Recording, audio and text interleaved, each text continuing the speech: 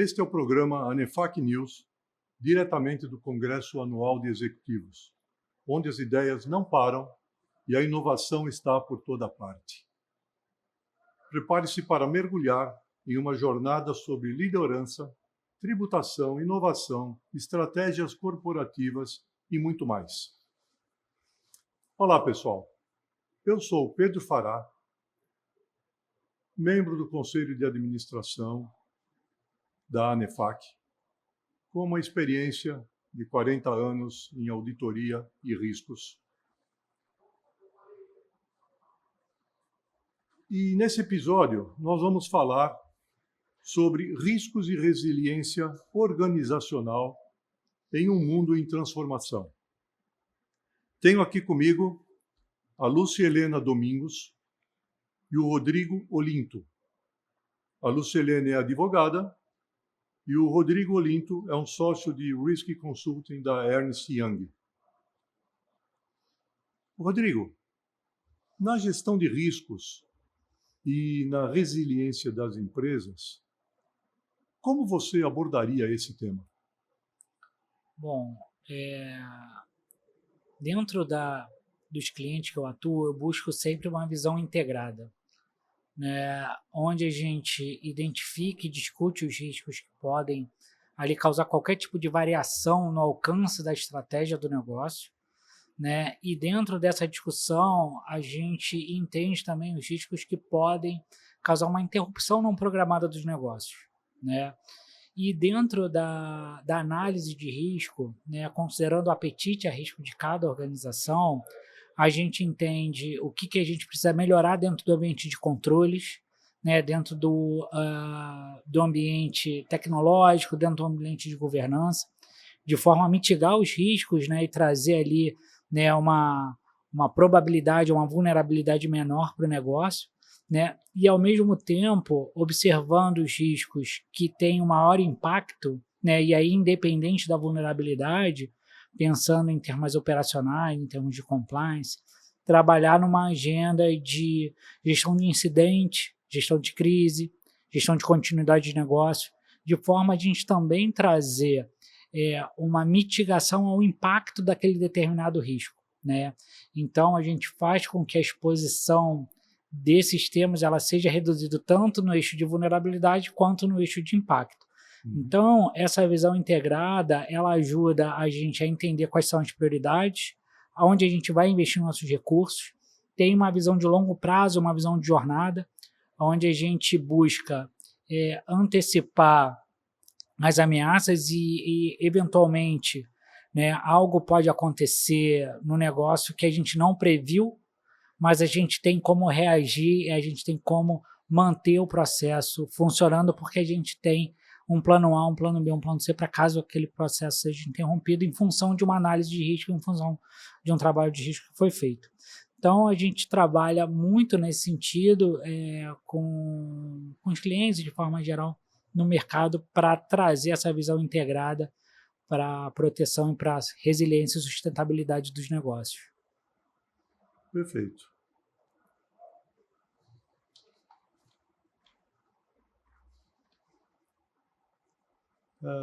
Bem, Lúcia, na identificação e avaliação de riscos associados à ética nos negócios, um dos maiores temores da governança corporativa é o risco de fraudes ou ruptura nos controles internos, com todas as suas consequências. Então, eu pergunto, como lidar com essa ameaça? E, em caso de ocorrência, como mitigar seus efeitos nos negócios, no valor da empresa e na imagem da empresa junto à sociedade? Bom, como lidar com esses riscos? Primeiro é você ter uma boa estrutura, uma boa governança em termos de gestão de riscos, controles internos e, obviamente, um departamento de compliance. Hoje em dia, pratica-se já um pouco mais ter um departamento de compliance apartado do departamento jurídico, mas o que eu posso te dizer é que nesses 20 anos de carreira executiva, eu sempre assumi os dois chapéus. Então, eu sempre fui jurídico e compliance. Quando quando o risco se materializa, o jurídico sempre é acionado, independente da natureza do risco, né? A gente conversou, você até falou, citou no evento um caso de alguém que falou sobre suprimentos, e aí eu lembrei de alguns riscos que foram interessantes, como, por exemplo, aquela alta do IGPM. Eu trabalhava numa empresa que os contratos eram de royalties, a gente... o indexador era IGPM, de repente o valor dos contratos foi lá em cima, para todos os clientes. E aí o que fazer, né? E aí o jurídico teve que entrar numa ação, obviamente buscar uma solução. A gente optou por renegociar. Riscos inerentes também, por exemplo, quando teve o INCC na pandemia, todo mundo estava reformando a casa, foi também um risco interessante. Mas falando especificamente sobre reputação, como atuar? Primeiro, você tem que ter um gestor do risco, porque as pessoas, quando um risco reputacional ocorre ou de fraude, as pessoas elas tendem a ficar bastante preocupadas, bastante focadas no problema e não ter aquela visão do todo para a solução. Então, você tem que ter a figura do gestor de risco, gestor de crises, perdão. Geralmente, o jurídico, geralmente olham para mim quando acontece uma crise. E aí você tem que entender quem são os stakeholders que você tem que acionar nesse momento, quer sejam advogados, órgãos governamentais, área de comunicação, dependendo da natureza do risco, qual área da empresa vai ser envolvida. O sigilo é muito importante, o sigilo das investigações e do que está acontecendo. Mas eu diria que o mais importante é a comunicação interna e externa. Como você se comunica com os seus colaboradores quando um evento como esse acontece? Sim. Como você se comunica para fora, para a comunidade, e com os stakeholders envolvidos no processo. Entendo. Bem,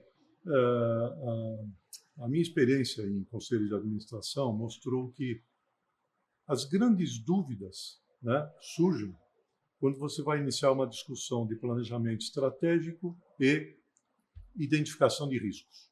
Então, eu queria rapidamente ouvir de vocês dois, da sua perspectiva e da sua perspectiva, como lidar com isso? O que vem primeiro? Bom,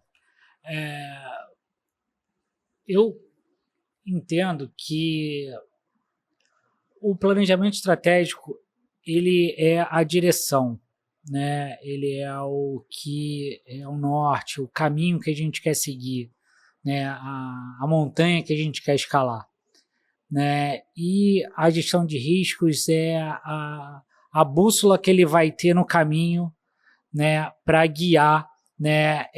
Essa jornada, né? Então, eu entendo que são coisas complementares, tá? E que elas devem acontecer de forma simultânea, né? Então, quando eu estou discutindo o planejamento estratégico, eu estou traçando a minha rota, né? Eu tenho que entender ali dentro daquela rota quais que são os perigos que eu vou enfrentar, né? Aonde eu tenho oportunidade de acelerar a minha jornada. E isso, a gestão de riscos, ela consegue não só ajudar na provocação, mas ela consegue ajudar na gestão durante a execução dessa estratégia.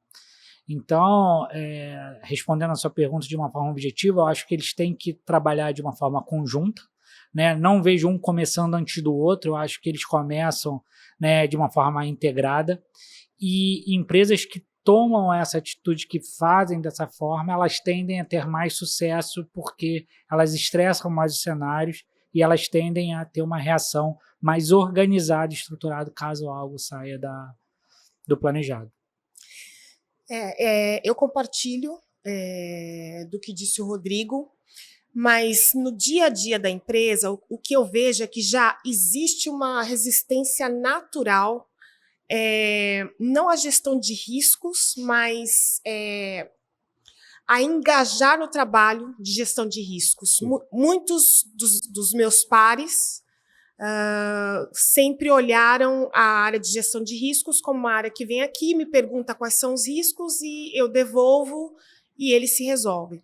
Então, essa dificuldade que as áreas, que o executivo às vezes tem de engajar com a gestão de risco, muitas vezes faz com que eles sejam esquecidos em momentos importantes como o planejamento estratégico. Sim. Já participei de muitos retreats para fazer planejamento estratégico da companhia que não tinha um representante da área de riscos. Puxa. Interessante. Depois, já vi muita apresentação para conselho, em que aí o conselho pergunta, tá, mas quais são os riscos que a gente enfrenta nesse caminho aqui, desse planejamento estratégico para os próximos 3 anos? E aí a gente tem que voltar com a lição de casa, e aí a gente vai atrás, aí a gente lembra que tem a área de controles internos, a área de gestão de riscos, e refaz. Essa também é a minha experiência, o porquê da pergunta está aí, né? Bem, nós estamos chegando ao fim deste episódio, né, do nosso painel sobre riscos e resiliência nas empresas. E agradecemos ao Rodrigo, agradecemos a Lucilena por compartilhar os seus conhecimentos e suas experiências conosco. Agradecemos por ter nos acompanhado a vocês neste episódio da ANEFAC. Esperamos que tenha saído daqui com novas ideias e perspectivas. Não perca os próximos episódios, com mais diálogos, como esse direto do Congresso ANEFAC. Até breve. Obrigado. Até breve, obrigada.